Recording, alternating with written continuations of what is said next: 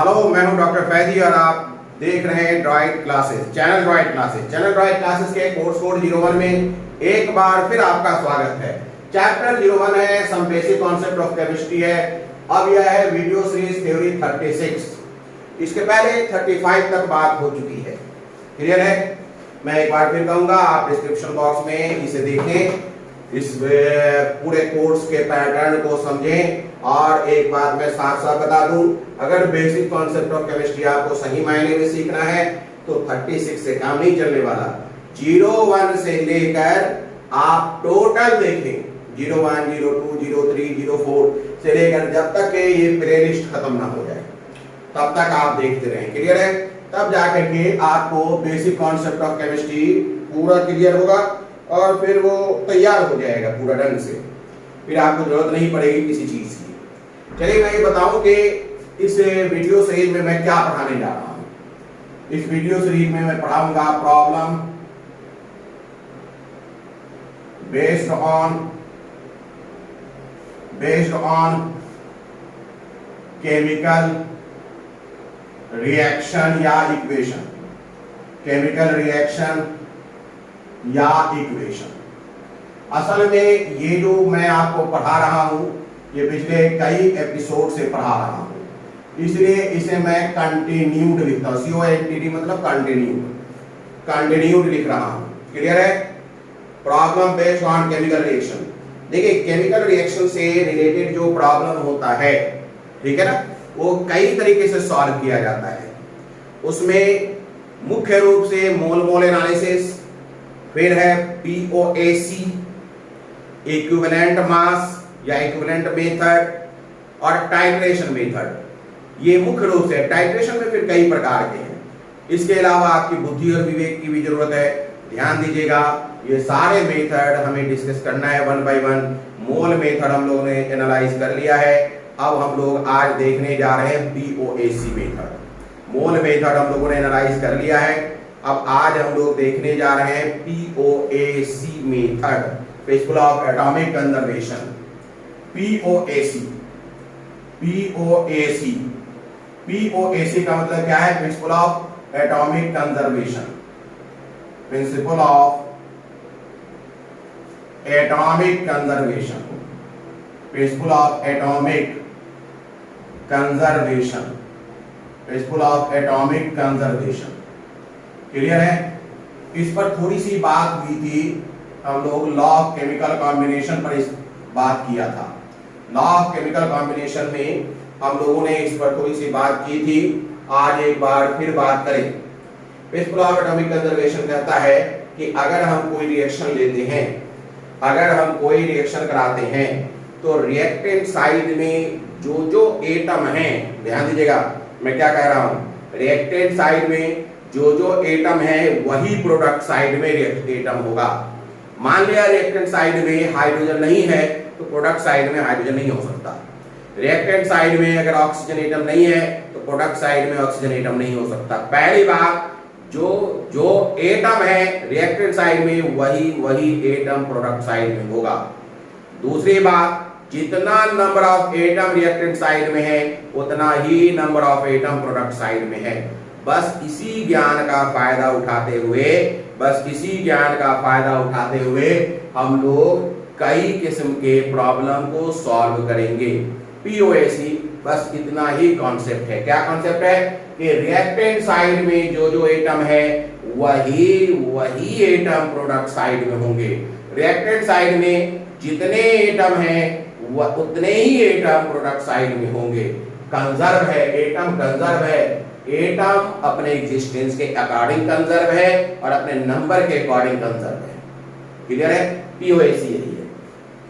अब सवाल उठता है कि POAC आपने समझ लिया, अब इस पर हम ये देखेंगे कि POAC का हम कैसे इस्तेमाल करेंगे। तो POAC पर कुछ पहले पॉइंट लिख लिया जाए, उसके बाद आगे बढ़ा जाए, है ना। POAC पर कुछ पॉइंट लिख लिया जाए, फिर आगे बढ़ा जाए। क्लियर है? लिखेंगे POAC is based upon conservation of mass. जब एटम कंजर्व होगा तो मास भी कंजर्व होगा।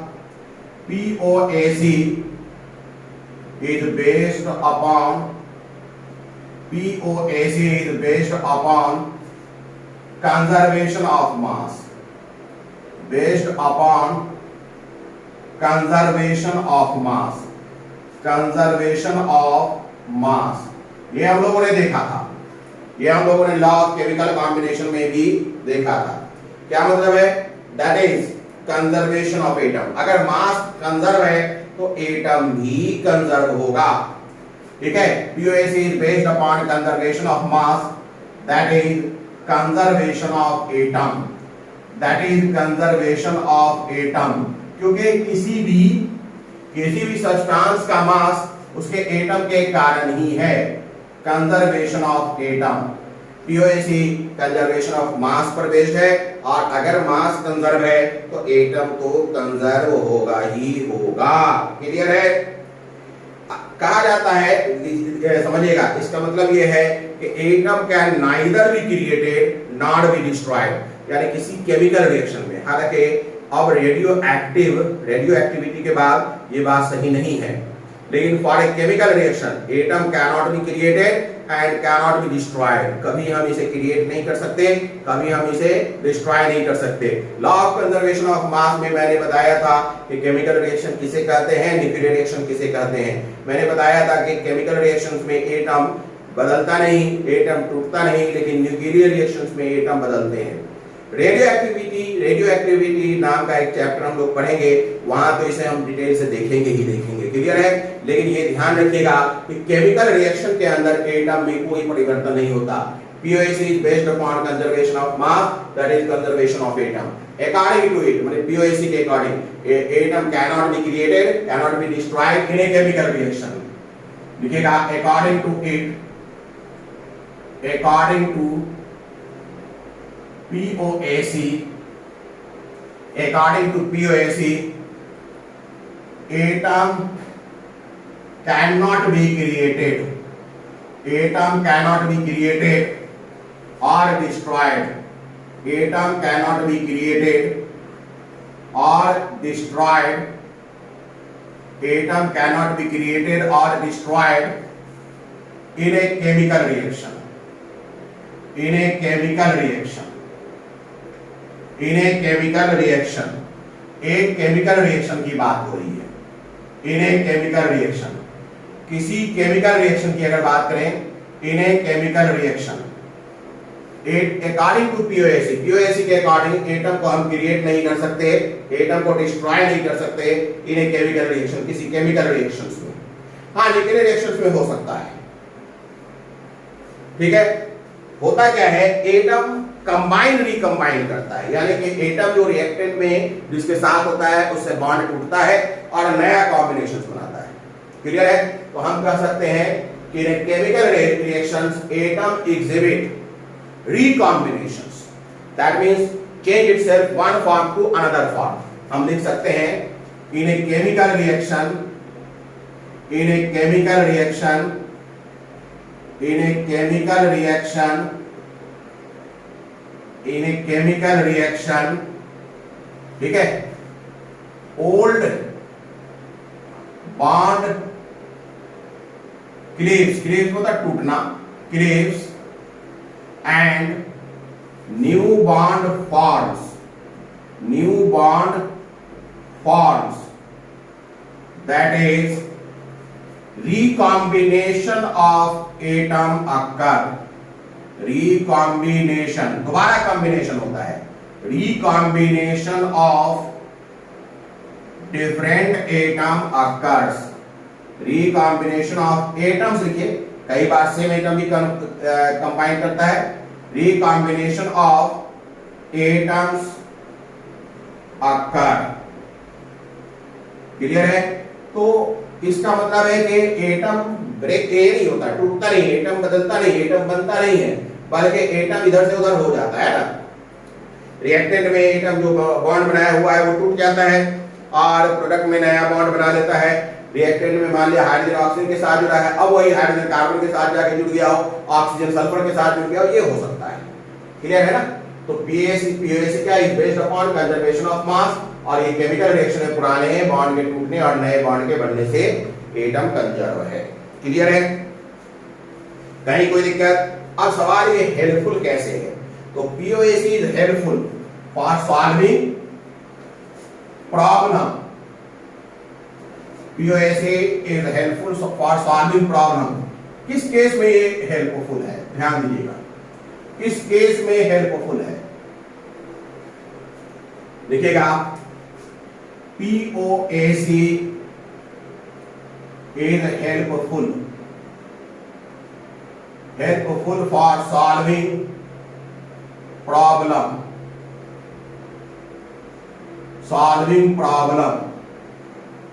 है ना, based on chemical equation। ठीक है, based on chemical equation, based on chemical equation, based on chemical equation। POAC is helpful for solving problem based on chemical equation। कब? if है ना,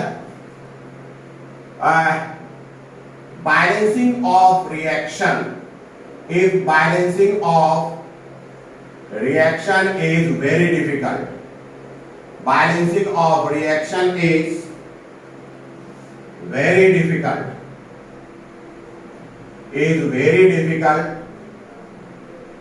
balancing of reaction is very difficult or impossible to,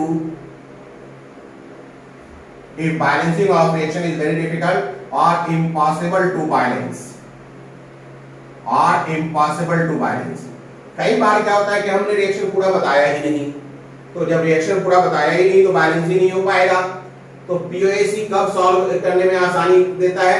जब reaction unbalance हो। एक होता balancing, तो balance chemical equation के लिए मोल मेथड सबसे उचित है, मोल मेथड। लेकिन अगर रिएक्शन बैलेंस्ड नहीं है, और बैलेंस करने में बहुत टाइम लगना है, तो हम POAC इस्तेमाल करते हैं। क्या इस्तेमाल करते हैं? POAC इस्तेमाल करते हैं। कब? जब बैलेंसिंग इज वेरी डिफिकल्ट या impossible to balance. Impossible to balance भी आपको दिखाया जाएगा, क्वेश्चन बनाएंगे तो और क्लियर हो जाएगा। इम्पॉसिबल टू बैलेंस, कई बार क्या होता है हम रिएक्शन बैलेंस ही नहीं कर पाते, तो ऐसे कंडीशंस में क्या होगा? POAC मेथड बहुत ही उपयोगी होगा। क्लियर हो गई बात? अगला पॉइंट, POAC के संबंध में याद रखिए, POAC कब एप्लीकेबल होगा? POAC कब एप्लीकेबल होगा? लिखिएगा, concept of POAC is applicable, concept of POAC is applicable, concept of POAC is applicable on that atom, उसी एटम पर होगा, ठीक है, which is completely consumed। concept of POAC is applicable on that atom which is completely consumed, which is completely consumed, which is completely consumed, which is completely consumed during the reaction, which is completely consumed during the course of reaction, जो course of reactions में completely consumed हो। बात समझ में आ रहा है? मतलब समझिए, जैसे मैंने दो रिएक्टेंट लिया, एक रिएक्टेंट एक्सेस रिएजेंट है, क्लियर है, और प्रोडक्ट साइड में उसके एटम मौजूद है, एक्सेस रिएजेंट के एटम तो मौजूद हो भाई, तो क्या हम उस एक्सेस रिएजेंट के केस में जो एटम मौजूद है उसका POAC नहीं ले सकते, क्योंकि वो कंप्लीटली कंज्यूम ही नहीं हो गया है, हुआ है, बचा रह गया है। तो ये ध्यान देना है कि उसी एटम को हम लोग मानेंगे, उसी एटम पर POAC अप्लाई करेंगे जो कंप्लीटली कंज्यूम हो गया हो। बात समझ में आ रहा है? वरना हम नहीं करेंगे। फिर एक बात समझिए, जैसे सपोज दैट मान लिया हमने हाइड्रोजन लिया और ऑक्सीजन लिया, हाइड्रोजन एक्सेस रिएजेंट है, ठीक है, पानी बन गया। अब हाइड्रोजन जब एक्सेस रिएजेंट है तो हाइड्रोजन पर काम ही नहीं कर सकते, क्योंकि हाइड्रोजन का number of atom in reactant side और प्रोडक्ट साइड सेम नहीं है। है ना। सारा रिएक्टेंट एटम गया ही नहीं है, प्रोडक्ट बना ही नहीं है, इसलिए हम लोग ऑक्सीजन से लेंगे, तो एक्सेस रिएजेंट पर पीओएसी लागू नहीं होगा। बात समझ में आ रहा है ना, वो कंज्यूम होना चाहिए। क्लियर हो गई बात। और इसका इंफॉर्मेशन दिया रहेगा, concept of POAC is applicable on that atom which is completely consumed. Clear हो गई बात। फिर ये ध्यान दीजिएगा, दिस इज, या यही लिख देते हैं, this is informed in the question directly और indirectly.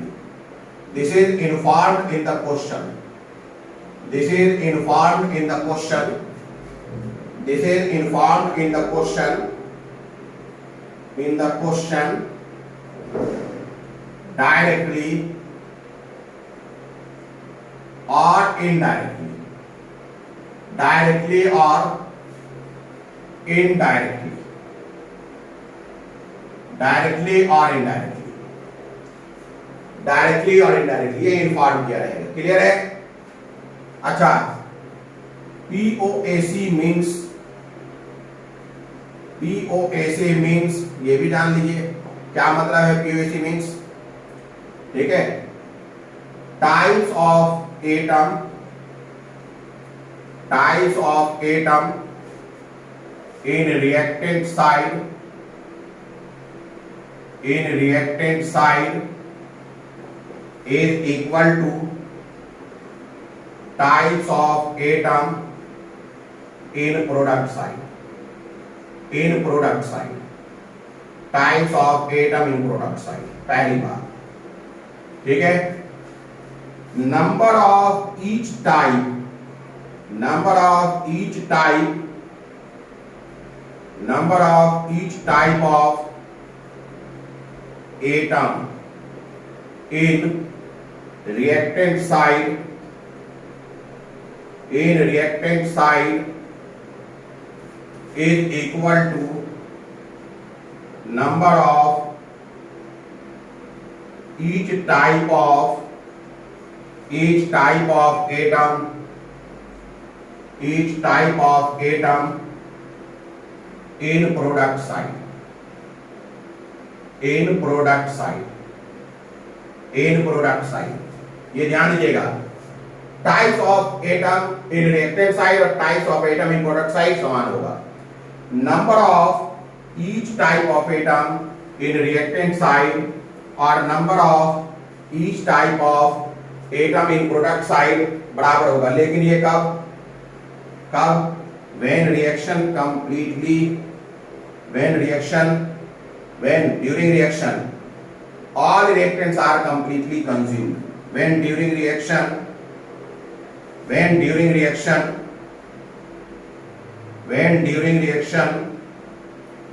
all reactants are completely consumed, all reactants are completely consumed, all reactants are completely consumed, सारे रिएक्टेंट कंप्लीटली कंज्यूम्ड हो। तो इस बात को अभी हम लोग समझते हैं, इस बात को अभी हम लोग समझते हैं। क्लियर है। एक डिस्कशन करके इस बात को कंप्लीटली समझेंगे हम, एक डिस्कशन करके। डिस्कशन किया जाए, देखिए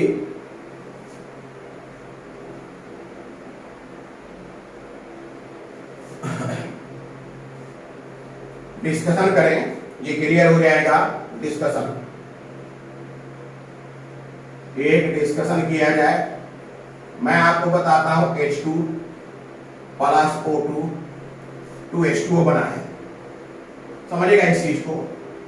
अगर ये रिएक्शन में मैंने देखा रिएक्टेंट साइड, तो reactant side type of atom बताइए। रिएक्टेंट साइड है ना, टाइप ऑफ एटम बताइए।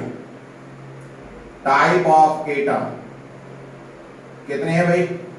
ए number H, B number O। Product side, product side type of atom बताइए। टाइप ऑफ एटम बताइए AHBO। तो ये ध्यान दिया, पीओएसी कहता है कि जितने टाइप के रिएक्टेंट साइड होंगे उतने टाइप के प्रोडक्ट साइड होंगे। क्लियर हो गई बात? तो डिस्कशन में ये तय हो गया पहला पॉइंट कि रिएक्टेंट साइड में जितने टाइप के एटम होंगे प्रोडक्ट साइड में उतने ही टाइप के एटम होंगे। क्लियर हो गई बात? कहीं कोई दिक्कत? चलिए अब आगे देखते हैं, ये मिटा दें। अब मैं ये करता हूं, ध्यान दीजिएगा, मैं इस रिएक्शन का मतलब समझता हूं। ये रिएक्शन कहता है, ध्यान दीजिएगा, ये रिएक्शन कहता है कि 4 atom hydrogen, 2 atom oxygen reaction करके, ठीक है, 2 मॉलिक्यूल वाटर बना रहा है, 2 मॉलिक्यूल वाटर बना रहा है, यही मतलब है। 4 एटम मतलब 2 मॉलिक्यूल H भी कह सकते हैं, 2 मॉलिक्यूल H2 भी बोल सकते हैं, 2 मॉलिक्यूल H2 भी बोल सकते हैं, और 2 एटम मतलब 1 मॉलिक्यूल O2 भी बोल सकते हैं। इतनी समझ तो अब तक हो गई होगी आपको, 1 मॉलिक्यूल O2 भी बोल सकते हैं। तो 4 एटम अपने पास H है, मैंने ये कहता है, ये इस रिएक्शन का मतलब है। दीज आर द मीनिंग्स, ये मीनिंग्स है, ये रिएक्शन का मतलब है। क्लियर है कि जब भी रिएक्शन होगा हाइड्रोजन के 4 एटम ऑक्सीजन के 2 एटम के साथ रिएक्शन करके 2 मॉलिक्यूल पानी बनाएगा। अब इस 2 मॉलिक्यूल में कितने एटम है भाई हाइड्रोजन के?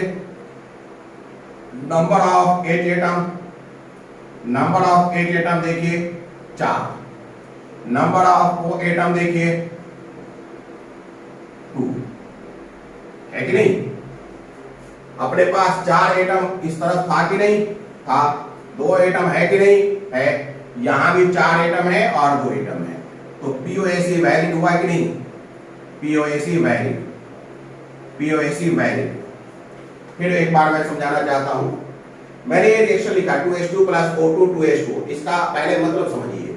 मतलब कहता है कि 4 एटम हाइड्रोजन 2 एटम ऑक्सीजन के साथ रिएक्शन करके 2 मॉलिक्यूल पानी बनाएगा, और 2 मॉलिक्यूल पानी में 4 एटम है और 2 oxygen atom, 4 hydrogen atom 2 oxygen atom, मतलब कि एटम कंजर्व है।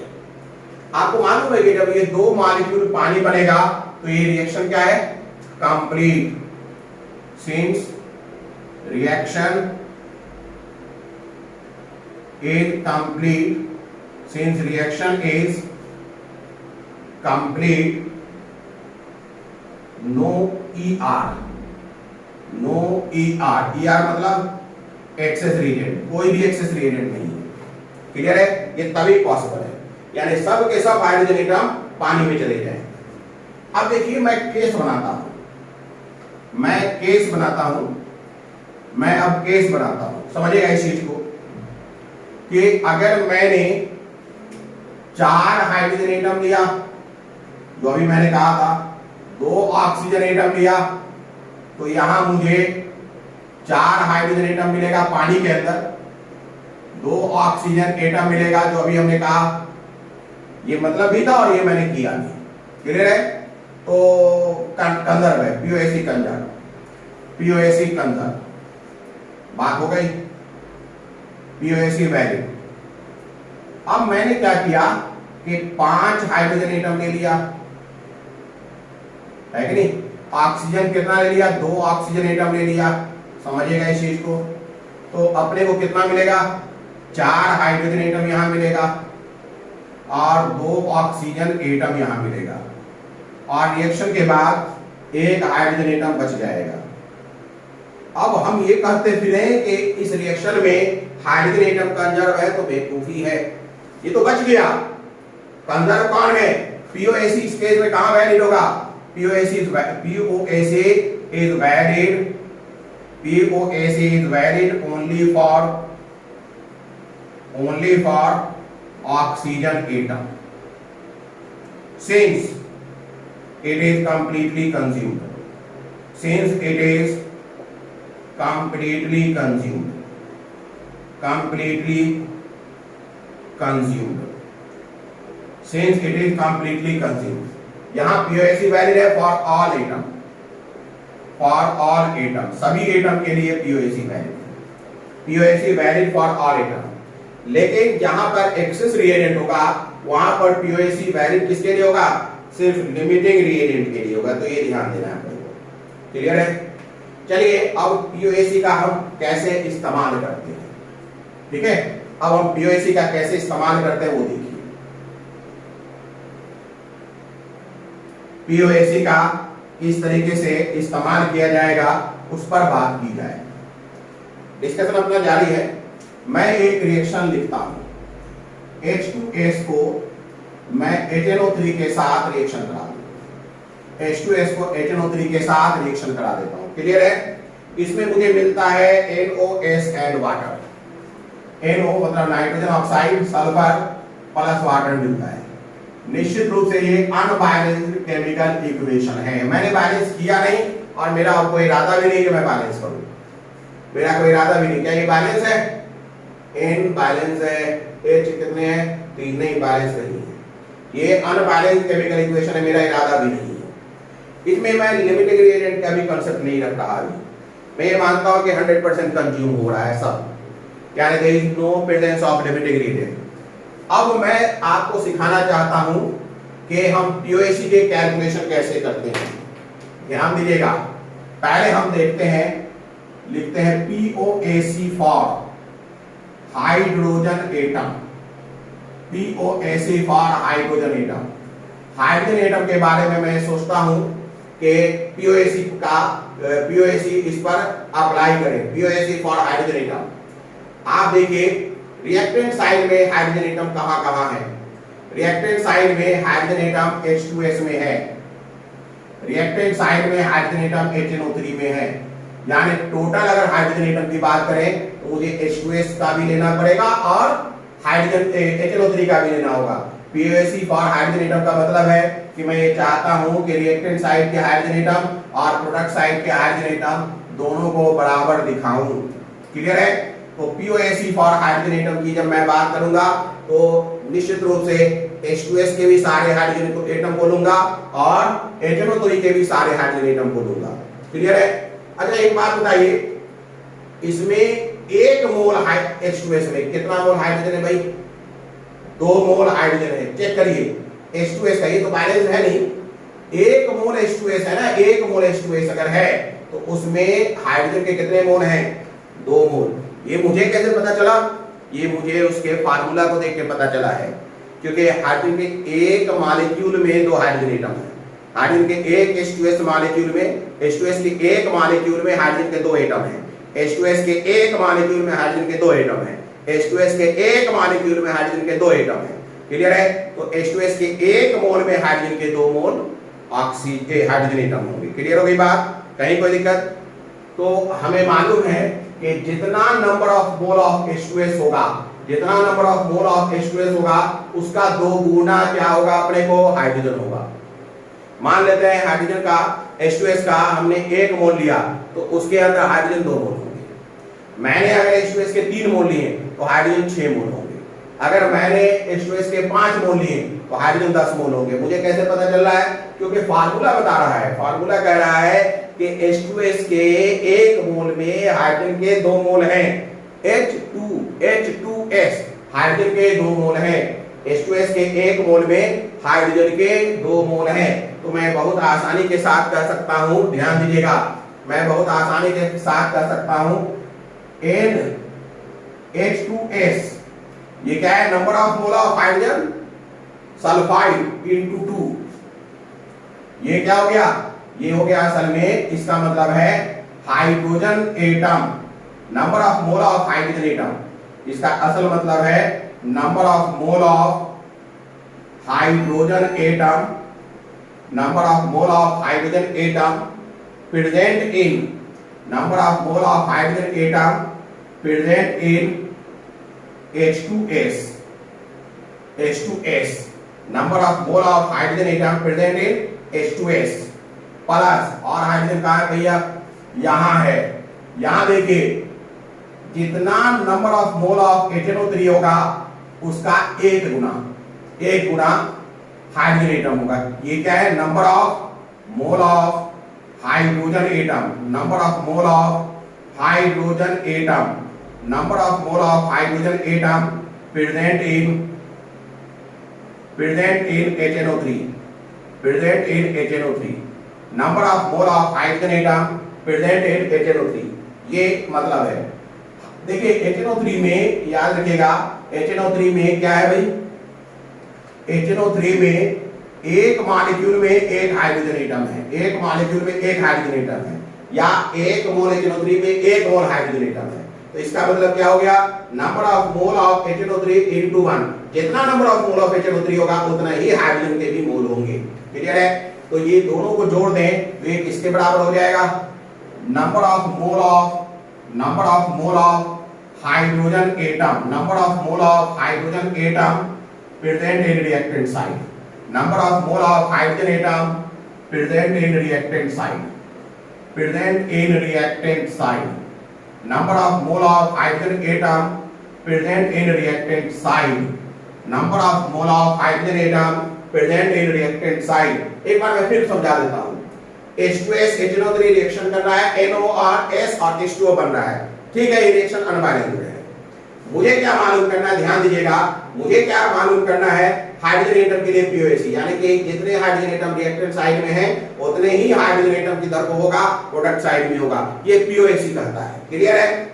अब सुनिएगा, ध्यान दीजिएगा, मैं क्या कह रहा हूं कि जितना मोल H2S है उसका 2 गुना मोल हाइड्रोजन होगा। देख लीजिए भैया, जितना मोल H2S है उसका 2 गुना होगा, और ये बात इसका फार्मूला कह रहा है। 1 मोल H2S में 2 मोल हाइड्रोजन है, 3 मोल होगा, या n मोल H2S में 2 गुना हाइड्रोजन होगा। इसके 1 मोल में 1 हाइड्रोजन एटम है, तो जितना मोल होगा उतना ही होगा। तो हाइड्रोजन एटम की संख्या मैंने रिएक्टेंट साइड में निकाल दिया। अब देखिए, अब प्रोडक्ट साइड में जरा चलिए, प्रोडक्ट साइड में क्या है, H2O है, हाइड्रोजन का सोर्स केवल और केवल H2O में है, हाइड्रोजन वहां सल्फर में नहीं है, हाइड्रोजन NO में नहीं है, केवल और केवल अगर कहीं है तो पानी में है, H2O में है।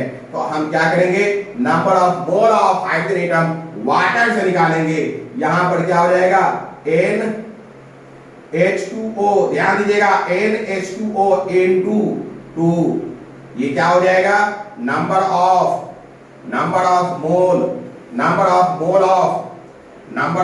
Of H atom, number of mole of H atom present in product side, H atom present in product side, H atom present in product side, H atom present in product side, H atom present in product side। ध्यान दीजिएगा, ये क्या बता रहा है, ये बता रहा है number of mole of hydrogen atom, number of mole of hydrogen atom, ठीक है, प्रेजेंट इन वाटर, और वाटर में ही केवल हाइड्रोजन एटम है प्रोडक्ट साइड में।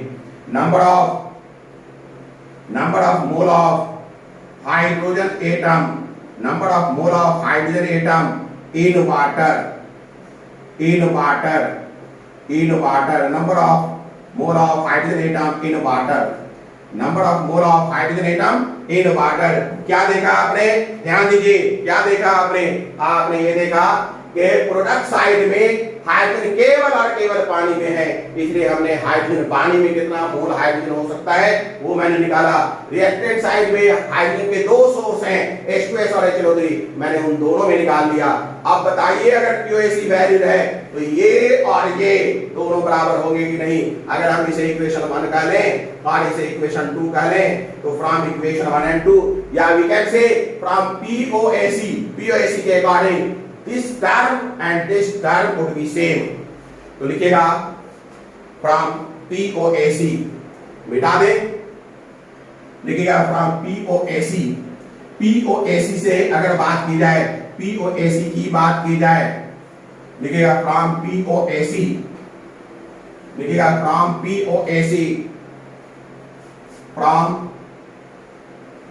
POAC क्या हो जाएगा, NH2S into 2 plus NHNO3 into 1 बराबर NH2O into 2। पीओएसी कहता है कि जितना हाइड्रोजन एटम होगा रिएक्टेंट साइड में उतना ही प्रोडक्ट साइड में होगा, इसलिए दोनों बराबर है। अब देखिए, इस बराबरी करने से फायदा क्या हुआ, इससे फायदा ये हुआ कि अगर इस रिएक्शन में H2S का मोल दिया रहे तो हम क्या लिखेंगे, देखिएगा 2 into 2 अब इधर लिख दे रहे हैं ना, मास ऑफ H2S, क्या हम लिख सकते हैं, mass of H2S upon molar mass of H2S MH2S plus ध्यान दीजिएगा 1 into mass of HNO3 MHNO3 upon molar mass of HNO3 right is equal to 2 into ठीक है mass of H2O upon molar mass of H2O। तो ये अपने को एक relation मिल गया इस रिएक्शन में। सपोज दैट हमें मास ऑफ H2S निकालना है, और बाकी इंफॉर्मेशन दिया रहे HNO3 का, अगर मुझे नंबर ऑफ मोल दिया रहे और वाटर का नंबर ऑफ मोल दिया रहे, तो या HNO3 का मास दिया रहे, वाटर का मास दिया रहे, तो मैं मास ऑफ H2S इस तरीके से निकाल लूंगा, जबकि रिएक्शन को बैलेंस करने की भी जरूरत नहीं पड़ेगी। तो ये एक रिलेशन मिल गया ना, एक बेहतरीन रिलेशन मिल गया, ये एक बेहतरीन रिलेशन मिल गया, हाँ या ना। देखिए इसे हम इस तरीके से भी उपयोग कर सकते हैं 2 into अगर H2S को गैस मान लें तो volume of H2S at HTP अगर HTP पर है अपॉन चूंकि ये number of mole of H2S है 22.4, ये नंबर ऑफ मोल दे देगा, प्लस HNO3 के लिए हम लिख सकते हैं 1 into mass of HNO3 upon molar mass of HNO3। अगर वाटर जो है लिक्विड की जगह वेपर है तो हम यहां भी लिख सकते हैं 2 volume of H2O vapour eight HTP upon 22.4। तो ऐसे भी रिलेशन हो सकता है। तो अब ये कौन सा रिलेशन मुझे इस्तेमाल करना है, कौन सा इस्तेमाल नहीं करना है, ये पढ़ने से तो नहीं होगा। या तो आपको इतनी बुद्धि होनी चाहिए या फिर प्रैक्टिस करते करते ये बुद्धि आ जाएगी, एक दिन में तो नहीं होगा। अगर आप बिगिनर है तो पहले दिन नहीं होगा, लेकिन ये प्रैक्टिस करने से ही आएगा कि हमें कब क्या इस्तेमाल करना है। क्लियर है ना? चलिए अब हम हाइड्रोजन के बाद आगे देखते हैं, दूसरे एटम की बात करते हैं। इसमें इस रिएक्शन में हाइड्रोजन के अलावा S भी है। अब S के लिए POAC इस्तेमाल करते हैं, मिटा दें इसे, S के लिए POAC इस्तेमाल करते हैं। लिखेगा POAC for S atom, POAC for S atom, POAC for S atom. अब हम लिखते हैं इसी रिएक्शन का POAC for S atom. S atom के लिए POAC की बात करें, POAC फॉर S एटम। अगर आप S एटम की बात करेंगे तो S एटम का सोर्स अपने पास रिएक्टेंट साइड में हाइड्रोजन सल्फाइड है और उधर सल्फर है, तो क्या हो जाएगा number of mole of H2S, ध्यान दीजिएगा, इनटू 1, क्योंकि इस फार्मूला में सल्फर 1 है, बराबर। अब मैंने डायरेक्ट बराबर कर दिया है, ये रिएक्टेंट साइड में सल्फर का मोल है और इधर प्रोडक्ट साइड में number of mole of sulphur, बस इसमें तो इनटू 1 की भी जरूरत नहीं है। तो क्या हो जाएगा, we can write now mass of sulphur H2S upon molar mass of H2S बराबर मास ऑफ सल्फर अपॉन, यहां सल्फर एटम है ना, तो क्या हो जाएगा एटॉमिक मास ऑफ सल्फर, या मोलर मास तो हो ही सकता है, MS लिखिए ना, मोलर मास ऑफ सल्फर। तो ये रिलेशन अपने को मिल सकता है, ये रिलेशन मिल सकता है। अब हम रिएक्शन जब बना रहे होंगे, प्रॉब्लम जब सॉल्व कर रहे होंगे, तो हमें ये दिमाग लगाना पड़ेगा, ये सोचना पड़ेगा कि कौन से एटम के लिए POAC का फार्मूला जनरेट करें।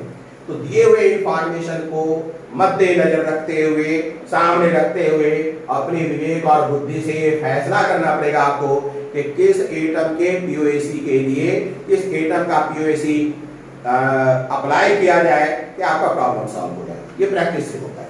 क्लियर है? अब अपने को यहाँ पर सल्फर एटम के बाद N एटम मिलता है, हम N एटम के लिए भी देखते हैं, N एटम के लिए भी देखें, POAC for N atom, POAC for N atom. यहां देखिए POAC for N atom, POAC for N atom, N atom की भी बात कर ली जाए, POAC for N atom. Nitrogen का सोर्स सिर्फ HNO3 है, तो क्या हो जाएगा number of mole of HNO3 into 1, क्योंकि इसमें एक ही नाइट्रोजन एटम है, बराबर number of mole of NO into 1, क्योंकि इसमें सिर्फ एक ही नाइट्रोजन एटम है। तो फिर हम लिख सकते हैं mass of HNO3 upon molar mass of HNO3 बराबर mass of NO upon molar mass of NO। तो इस तरीके से अपने को रिलेशन मिलना शुरू हो जाता है। तो हमने हाइड्रोजन का पीओएसी देख लिया, हमने सल्फर का पीओएसी देख लिया, नाइट्रोजन का देख लिया, एक और ऑक्सीजन एटम है उसे क्यों छोड़ा जाए उसे भी देख लिया है। POAC for oxygen atom, POAC for oxygen atom, POAC for oxygen atom लिखेंगे हम POAC for oxygen atom, POAC for oxygen atom. क्या है भाई POAC for oxygen atom? Check करिए, हम लिखेंगे number of mole of HNO3 into 3 क्योंकि oxygen 3 है बराबर। उधर आइए, ऑक्सीजन का सोर्स NO है, ऑक्सीजन का सोर्स वाटर है, तो हमें लेना पड़ेगा number of mole of NO एक ही है 1 plus number of mole of H2O into 1, वहां भी ऑक्सीजन एक ही है, तो हम लिख सकते हैं 3 into mass of HNO3 upon molar mass of HNO3 बराबर, ठीक है, मास ऑफ ऐसे लिखेंगे 1 into mass of NO upon molar mass of NO plus 1 into mass of H2O upon molar mass of H2O। तो किसी भी इक्वेशन के लिए अपने को ये फार्मूला मिल जाता है। तो POAC की मदद से हम डिफरेंट टाइप्स के फार्मूला इस्तेमाल कर सकते हैं, डिफरेंट टाइप्स के रिलेशन जनरेट कर सकते हैं। अब ये रिलेशन कब इस्तेमाल करना है, किसके लिए इस्तेमाल करना है, ये सब रिएक्शन टू रिएक्शन वैरी करेगा, आपके बुद्धि विवेक का यहाँ फैसला होगा। क्लियर है? लेकिन ये बुद्धि विवेक बढ़ेगा अगर आप प्रैक्टिस करेंगे तो।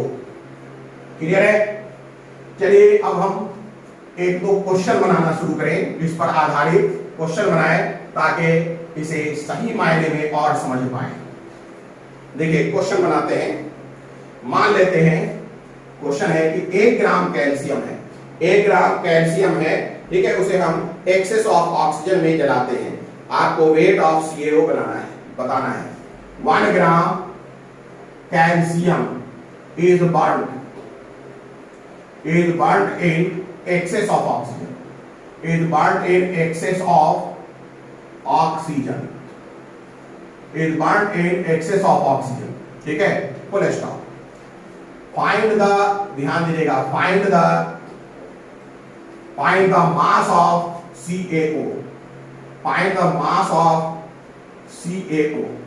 अब देखिए इस रिएक्शन के भाषा को समझिए और इस भाषा के अकॉर्डिंग हम कर क्या रहे हैं उसे समझिए।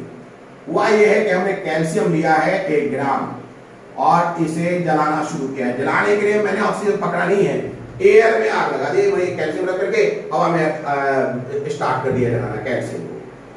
अब हवा में तो ऑक्सीजन बहुत है, ऑक्सीजन कितना मात्रा इस्तेमाल किया मैंने तो देखा ही नहीं, मैंने इसे कैलकुलेट ही नहीं किया।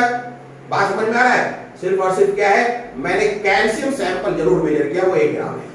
मुझे मालूम है कि जब हम कैल्शियम और ऑक्सीजन को रिएक्शन कराते हैं तो कैल्शियम ऑक्साइड बनता है, ये मुझे मालूम है। अब इसका हम क्या करें, बैलेंस इक्वेशन बना सकते हैं, अनबैलेंस। पहले बैलेंस कर लीजिए, पहले मैंने बैलेंस केमिकल इक्वेशन ले लिया। क्लियर है? देखिए तो ये सीधी सी बात है, 2CaO 2Ca plus O2 2CaO ये बनेगा, ठीक है। अब हमें इसका मालूम नहीं, ये एक्सेस है, तो ये तो एक्सेस का मतलब ही हो गया कि ये एक्सेस रिएजेंट है, ये इसका तो छोड़ ही दीजिए, कोई मतलब नहीं है, यही लिमिटिंग रिएजेंट है, यही इसी को खत्म होना है, ये तो खत्म ही नहीं होगा। 1 ग्राम की जगह 50 ग्राम जलाइए ये रहेगा, 1000 ग्राम जलाइए तो रहेगा, ये तो ऑक्सीजन जो है एयर में बहुत है। क्लियर है ना? तो लिमिटिंग रिएजेंट ये है, तो सारा कैलकुलेशन लिमिटिंग रिएजेंट के अकॉर्डिंग होगा। बात समझ में आ रही है? तो अब हम अगर लिमिटिंग रिएजेंट यानी मोल मेथड अप्लाई करें, मोल मेथड जो पिछले क्लासेस में पढ़ाया गया है, मोल मेथड अगर उसे इस्तेमाल करें, क्लियर है? मोल मेथड में भी हमने आपको क्या बताया था, फास्ट मेथड। इसका नंबर ऑफ मोल निकालिए, NCaO बराबर क्या हो जाएगा, स्टोइचोमेट्रिक कोएफिशिएंट, इससे निकालना है अपॉन इनका स्टोइचोमेट्रिक कोएफिशिएंट कितना मोल दिया हुआ है, 1 ग्राम अपॉन 40 1/40। 1/40 क्यों, मास को इसके मोलर मास से डिवाइड कर दिया, 1/40 ये नंबर ऑफ मोल हो गया। मुझे यहाँ नंबर ऑफ मोल ही तो देना था, तो अपने को क्या मिला 2/80 यानी कि 1/40 करिए ना, बराबर 1/40 मिला, ये हमें नंबर ऑफ मोल मिला। मास ऑफ CaO के लिए क्या है, मास ऑफ CaO का मतलब है, ध्यान दीजिएगा, मास ऑफ CaO का मतलब होता है number of mole into molar mass. Molar mass हो जाएगा 40 और 16 56, तो ये 20 28 10 14 बराबर 1.4 ग्राम, 1.4 ग्राम CaO मिलेगा। तो ये तो मैंने क्या किया, मोल मेथड से किया, ये मैंने क्या किया, मोल मेथड से। तो मोल मेथड के लिए मुझे क्या करना पड़ा, केमिकल रिएक्शन को बैलेंस करना पड़ा। क्लियर है, ये मोल मेथड था, इट इज मोल मेथड। लेकिन अगर हम POAC मेथड से करते तो, ये तो मोल मेथड है ना, ये मोल मेथड है, लेकिन अगर हम POAC मेथड से करते तो क्या होता है। चलिए अब हम POAC मेथड पर भी बात करेंगे। पहले मोल मेथड देख लिया आपने, अब इसे मैं मिटाता हूं। POAC के लिए कोई जरूरी नहीं था कि मैं बैलेंस करता, there is no need of balancing reaction, there is no need of balancing reaction, reaction को बैलेंस करने की कोई जरूरत नहीं है, there is no need of balancing reaction, reaction को बैलेंस करने की कोई जरूरत नहीं है। हमें मालूम है कि मैंने Ca को जलाया है, ऑक्सीजन एक्सेस है, CaO बना है, अनबैलेंस्ड केमिकल इक्वेशन है, मैंने बैलेंस ही नहीं किया। मुझे ये इंफॉर्मेशन मालूम है 1 ग्राम, मुझे ये मालूम है एक्सेस रिएजेंट, तो इस पे तो POAC में लागू ही नहीं करूंगा, ये एक्सेस रिएजेंट है। तो मैं POAC किस पर लागू करूंगा, कैल्शियम पर, POAC फॉर कैल्शियम एटम। सीधी सी बात है, number of mole of calcium, इधर कैल्शियम का यही सोर्स है, इनटू 1, क्योंकि एक फार्मूला में एक ही कैल्शियम है, बराबर number of mole of CaO into 1। Number of mole of Ca का मतलब हो गया 1 ग्राम बाई 40, इनटू 1 का कोई मतलब नहीं रहा। Number of mole of CaO का मतलब हो गया, मुझे मास निकालना है ना, मास ऑफ CaO, मैं इसे mass of CaO upon molar मास 56 करूंगा। That means mass of CaO बराबर, ये उठा के यहां ले जाइए तो क्या मिल जाएगा, 56/40, यही तो मिल जाएगा। ये 56 को उठा के कहां ले गए, यहां, क्रॉस मल्टीप्लिकेशन, तो अब 1.4 ग्राम आ गया। तो ये हमने क्या किया, बिना बैलेंस के किया। दोनों मेथड मैंने दिखा दिया, एक केस में दोनों मेथड दिखा दिया। अब अगले केस में सिर्फ POAC करेंगे, क्योंकि मोल मेथड हम लोगों ने पहले ही कर रखा है, मोल मेथड पहले ही कर रखा है। इक्विवेलेंट मेथड इक्विवेलेंट वेट पढ़ने के बाद ही करेंगे। क्लियर होगी बात, कहीं कोई दिक्कत, तो इस तरीके से आप जान लीजिए, खूब अच्छे से समझ लीजिए कि POAC मेथड में अनबैलेंस्ड केमिकल इक्वेशन पर POAC आप लागू कर सकते हैं, नो नीड ऑफ बैलेंसिंग। देखिए ये बहुत ही छोटा सा रिएक्शन था, इसमें बैलेंस करके बनाने में भी उतना ही टाइम लगा और अनबैलेंस्ड में भी उतना ही टाइम लगा। लेकिन थोड़ा बड़ा रिएक्शन जब होता है ना, तो बैलेंसिंग में टाइम लग जाता है, इसलिए मोल मेथड से मोल मेथड पर इसकी प्रायोरिटी ज्यादा है। जहां POAC लागू हो वहां POAC करेंगे तो आपका रिएक्शन तेजी से बनेगा, यानी प्रॉब्लम तेजी से सॉल्व होगा। और प्रॉब्लम तेजी से सॉल्व होना चाहिए, क्योंकि कॉम्पिटिशन एग्जामिनेशंस में टाइम का भी वैल्यू है। बिल्कुल समझ में आ रही बात। आगे लिखिए, एक क्वेश्चन में दे रहा हूं कि K2CO3 है, ठीक है, उसका मैं 27.6 ग्राम देता हूं। क्वेश्चन है 27.6 ग्राम ऑफ K2CO3। समझिएगा इस चीज को, K2CO3 मतलब पोटेशियम कार्बोनेट। क्लियर है, is treated with series of reagent, इसे रिएक्शन कराया जाता है बहुत सारे रिएजेंट से। अब क्वेश्चन में रिएक्शन नहीं बताया जा रहा है, is treated with series of reagent, question में रिएक्शन नहीं बताया जा रहा है ना। तो K2 27.6 gram of K2CO3 is treated with series of reagent. Series of reagent मतलब एक के बाद एक बहुत सारा रिएक्शन कराया गया, with series of reagent, with series of reagent. अब तो कोई रिएक्शन ही नहीं बताया जा रहा है, तो बैलेंसिंग कैसे करिएगा, with A series of reagent. Clear है, so as to convert all of its carbon atom, सारा कार्बन एटम इसका कन्वर्ट हो रहा है इनटू, ठीक है, series of reagent so as to convert all of its carbon atom, so as to convert all of its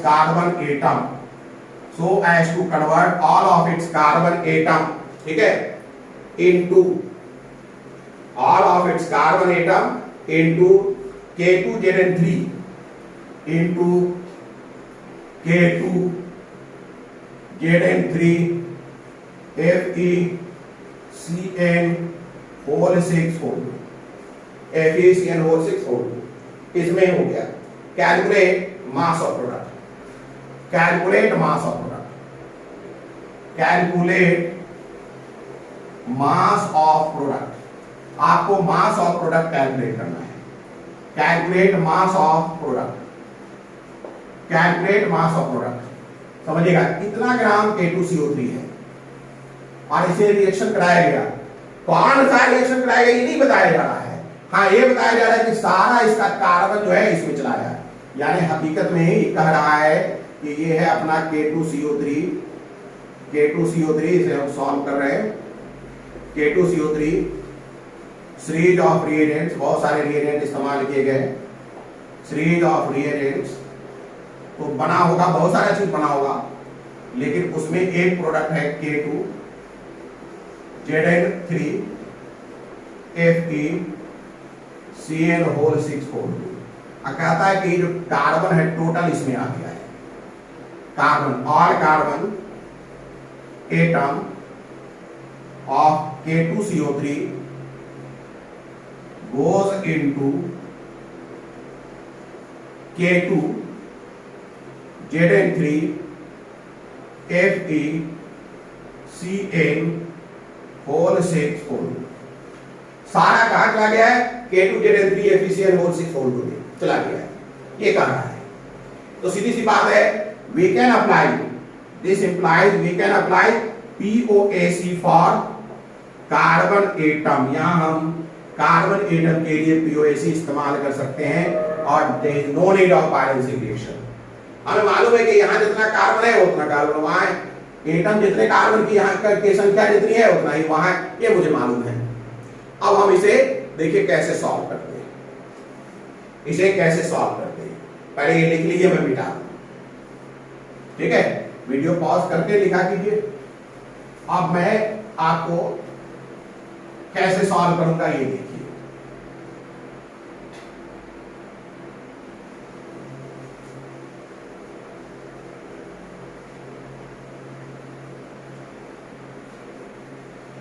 POAC for carbon atom K2CO3 यही है ना, और क्या मिल गया है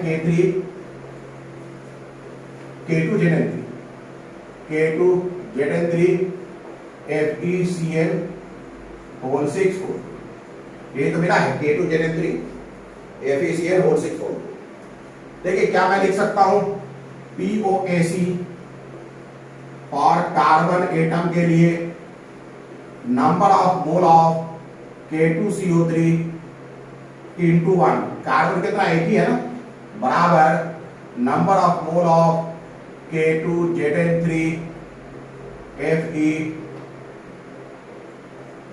FeCN whole 6 whole 2 into, जैसा दिखेगा भाई यहां कार्बन कितना है, यहां कार्बन Cn में है, 6 कार्बन तो यही दिखाई पड़ा, इसका मल्टीप्लाई लीजिएगा यानी 12 into 12 करना होगा, into 12 है कि नहीं। अब अपने को सारा प्रॉब्लम सॉल्व हो गया, इसका 27.6 दिया हुआ है मास, तो हम लिख सकते हैं ना mass of K2CO3 upon molar mass of K2CO3, ये तो हम निकाल ही देंगे फार्मूला देखकर। यहाँ क्या है, मास ऑफ K2Zn3, मुझे K2Zn3 का ही तो मास पूछ रहा है, mass of K2Zn3 FeCN whole 6 whole 2 into 12 इधर कर दीजिए upon molar mass of K2Zn3 FeCN whole 6 whole 2, ये आपसे पूछा जा रहा है, ये दिया हुआ है, ये आप निकाल लेंगे, ये आप निकाल लेंगे, तो ये तो मिल ही जाएगा ना। चलिए निकालते हैं, ये 27.6 दिया हुआ है, इसका मोलर मास निकालते हैं, क्या होता है molar mass 2 into 39 plus carbon 12 plus 16 into 3 बराबर ये मुझे निकालना है mass of K2Zn3 FeCN whole 6 whole 2 upon into 12 यहाँ रहेगा। इसका मास मोलर मास निकालना है, क्या हो जाएगा 2 इंटू 39 प्लस 65 इंटू 3। जिंक का होता है 65.38, मैंने 65 लिया है सिर्फ और सिर्फ कैलकुलेशन को आसान बनाने के लिए। Plus 2 into 56 plus 12 plus 14 into 6, ये इतना बड़ा हो जाएगा, ये मोलर मास है इंटू 12 कर लेंगे। चलिए अब सॉल्व करें। 27.6 अपॉन ये हो जाएगा 2 9 18 1 2 3 6 7 78 प्लस 12 प्लस 48 बराबर m K2Zn3 FeCN whole 6 whole 2 upon ये भी 78 हो जाएगा प्लस 3 बजे 15 हाथ या 1 3 छके 18 19 195 प्लस 256 प्लस 14 और 12 कितना आएगा 12 12 8 14 10 24 26 26 इंटू 6, ये हो जाएगा। क्लियर है? चलिए आप ऊपर का मिटाते हैं, यहां तक हो गया सबका। ऊपर का मिटाते हैं,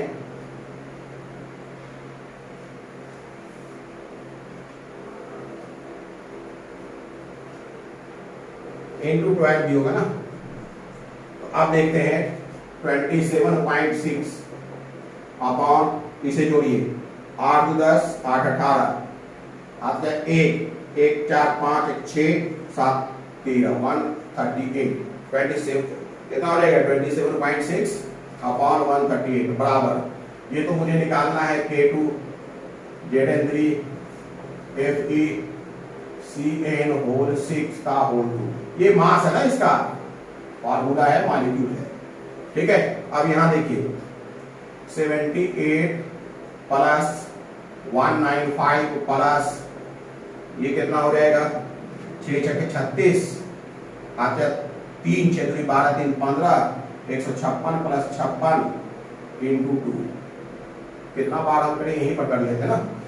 78 प्लस 195 और इसको देखिए 156 और 56 6 6 12 तो 1 1 5 6 6 5 11 तो 1 1 1 2 6 6 12 तो 1 1 5 6 6 5 11 तो 1 1 1 2 प्लस 2 1 2 को 2 से गुना करिए 2 2 4 2 2 2 2 4 तो 424 5 4 9 8 17 तो 1 1 7 8 8 9 17 2 19 7 1 1 1 2 2 4 6 697।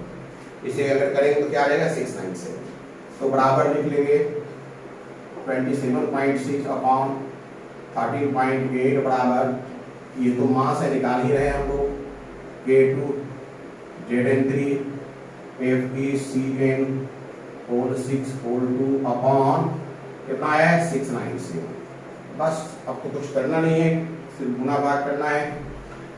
अच्छा इंटू 12 रहेगा, इंटू 12 इंटू 12।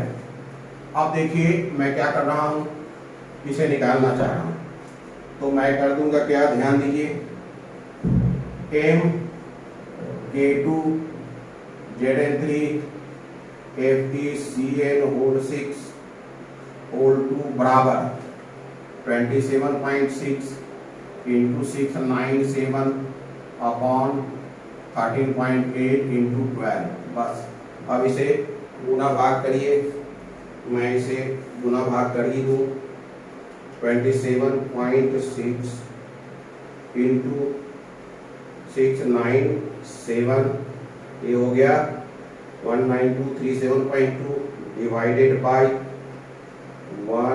13.8, अपने को आंसर 1394 डिवाइडेड बाय 12, आंसर आ जाएगा 160.16 ग्राम। देखिए पीओएसी से सॉल्व हो गया। कोई कहेगा कि मैं इसे मोल एनालिसिस मेथड से बनाऊंगा, पॉसिबल ही नहीं है, क्योंकि अपने पास रिएक्शन को बैलेंस करने के लिए कोई उपाय ही नहीं है, रिएक्शन बैलेंस ही नहीं कर सकते। जब रिएक्शन ही नहीं बैलेंस कर सकते तो कहां से आप इसे पूरा बना पाएंगे? क्लियर है? चलिए एक और क्वेश्चन, पीओएसी का एक और बेहतरीन क्वेश्चन। आपने नाम सुना होगा बायो में ग्रीन अलगी, 10th में तो पढ़ा होगा ना ग्रीन अलगी, नहीं पढ़ा तो मैं बता दूं। ग्रीन अलगी को हिंदी में शैवाल कहते हैं। ये आमतौर पर एक प्लांट है, घास जैसी चीज है। चलिए बायोलॉजिकल लिविंग थिंग्स है। तो 1 ग्राम ऑफ ड्राई ग्रीन अलगी की बात करता हूं मैं। 1 ग्राम हमने ले लिया, 1 ग्राम ड्राई ग्रीन अलगी है ना, 1 ग्राम ड्राई ग्रीन अलगी, ठीक है। ये कुछ CO2 एब्जॉर्ब करता है, CO2 भाई CO2 एब्जॉर्ब करता है, प्लांट है ना, तो ये फोटोसिंथेसिस करेगा, CO2 एब्जॉर्ब करता है। कितना करता है? 4.7 × 10⁻³ मोल ऑफ CO2 हर घंटे एब्जॉर्ब कर लेता है। कितना? 4.7 इंटू अलगी एब्जॉर्ब्स, ध्यान दीजिएगा, एब्जॉर्ब्स 4.7 इंटू 10⁻23 मोल, एब्जॉर्ब्स कितना मोल CO2 पर आवर, है ना। 10⁻23 कुछ ज्यादा है, 3 हटा -3 करिए, 4.7 इंटू 10⁻³ मोल CO2 पर आवर, ठीक है। इतना जो है 1 ग्राम 1 ग्राम ड्राई ग्रीन अलगी को हम लिख सकते हैं DGA, ड्राई ग्रीन अलगी है ना। 1 ग्राम ड्राई ग्रीन अलगी एब्जॉर्ब्स इतना मोल CO2, एब्जॉर्ब करता है हर घंटे, 1 घंटे में ये इतना मोल CO2 एब्जॉर्ब कर लेता है, मान लेते हैं। क्लियर हो गई बात? अब ये जो एब्जॉर्ब करता है, all CO2 is converted into starch. सारा CO2 किसमें कन्वर्ट करता है? स्टार्च में, with the help of photosynthesis. Clear है? all CO2 is converted into starch with the help of photosynthesis,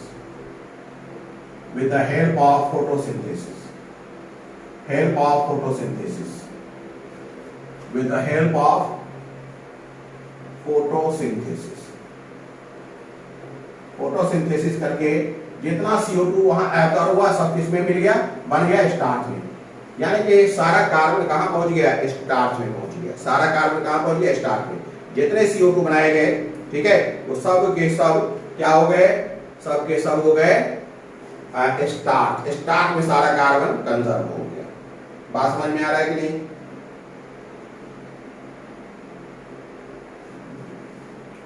आपको कैलकुलेट करना है, कैलकुलेट हाउ मच टाइम, कितना time, how much time is required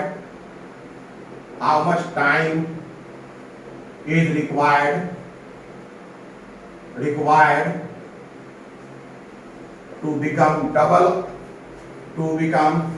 double of its weight. Calculate how much time is required to become double of its weight, double of its mass लिख लीजिए। कितना time चाहिए अलगी को अपने मास को double करने में? भाई ये जो स्टार्च है कहाँ जा रहा है? उसके बॉडी के अंदर ही है। तो अच्छा CO2 तो लिया है उन्होंने बाहर से ना, जैसे मेरा मास 1 ग्राम है, मैंने CO2 बाहर से लिया तो मेरा मास बढ़ गया ना। हालांकि वो CO2 कहाँ चला गया? CO2 स्टार्च बन के मेरे अंदर रह गया, तो मेरा मास डबल कब हो जाएगा? मैं 1 ग्राम का था, मुश्किल है कि मैं 1 ग्राम का हूँ, लेकिन ये है कि मैं मान लूँ कि मैं 1 ग्राम का हूँ, ठीक है। मैंने क्या किया? CO2 लिया बाहर से और CO2 को अपने बॉडी के अंदर स्टार्च में कन्वर्ट कर लिया और अपने बॉडी में ही रख लिया।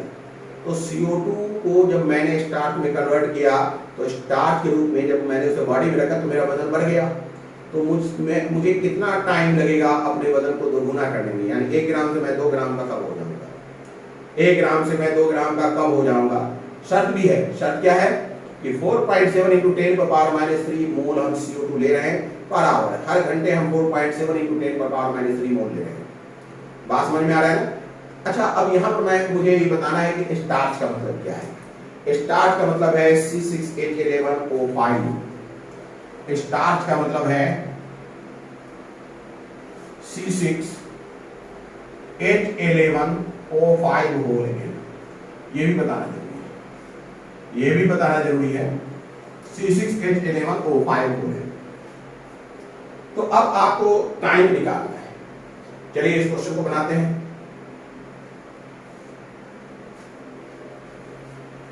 इसे बनाते हैं, देखिए कैसे बनेगा, कैसे बनेगा। ये है अपना DGA।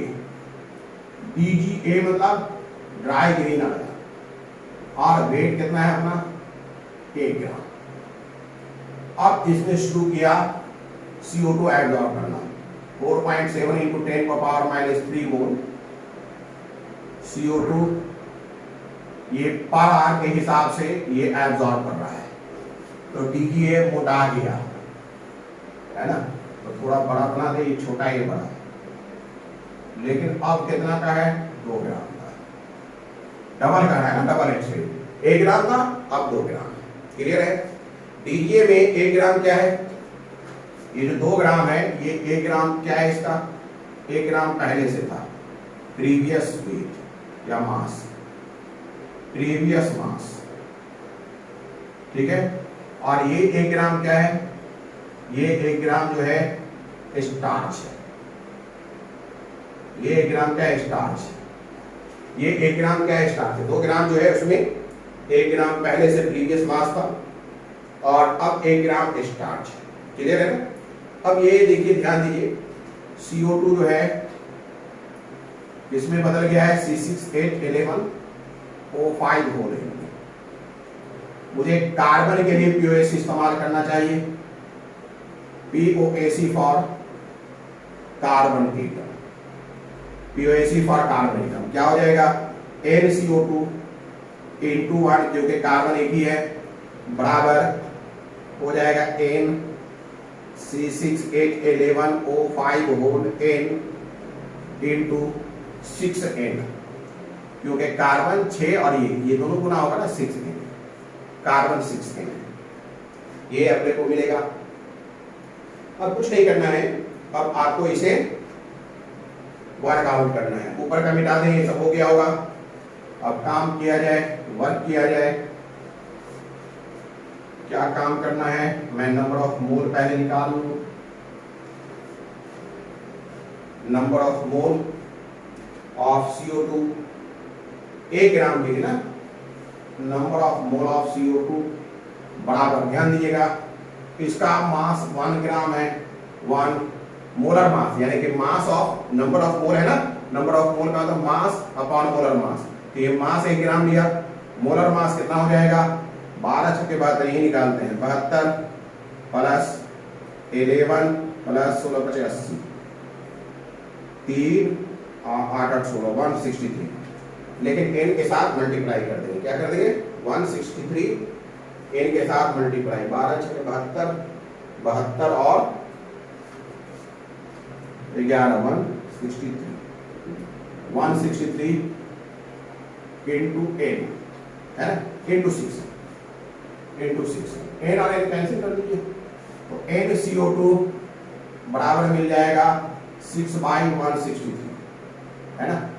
तो ये कैंसिल होगा क्या, नहीं होगा। चलिए कोई बात नहीं, इतना CO2 चाहिए, इतना मोल CO2 हमें चाहिए। इतना मोल CO2 जो है 1 ग्राम कार्बोहाइड्रेट 1 ग्राम स्टार्च बनाएगा। इतना मोल CO2 6/163 मोल CO2 1 ग्राम स्टार्च बनाएगा। क्लियर है? अब हमें मालूम है, ध्यान दीजिएगा, मालूम है कि सिंस 4.7 इंटू 10⁻³ मोल जो है CO2 के लिए 1 घंटा चाहिए, 1 आवर। तो आप खुद बताइए 1 मोल CO2 के लिए कितना चाहिए, 1/4.7 इंटू 10⁻³ आर चाहिए।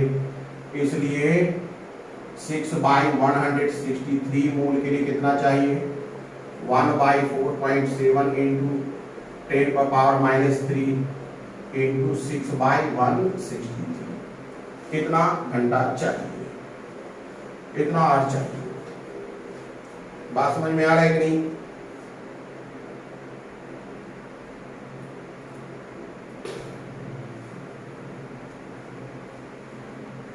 अब इसे सॉल्व कर लीजिएगा, ये कोई बड़ा चीज नहीं है। अगर सॉल्व करना चाहें तो क्या कर सकते हैं, 4.1/4.7 ये ऊपर ले जाइए, 10⁻³ into 6/163 hours.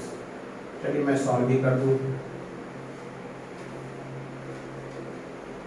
6000 divided by 163 divided by 4.7, ये आ गया 7.83 आवर्स, 7.83 आवर्स। एक बार फिर मैं सॉल्व कर दूं, 6000 divided by 4.7 divided by 163, 7.83 hours.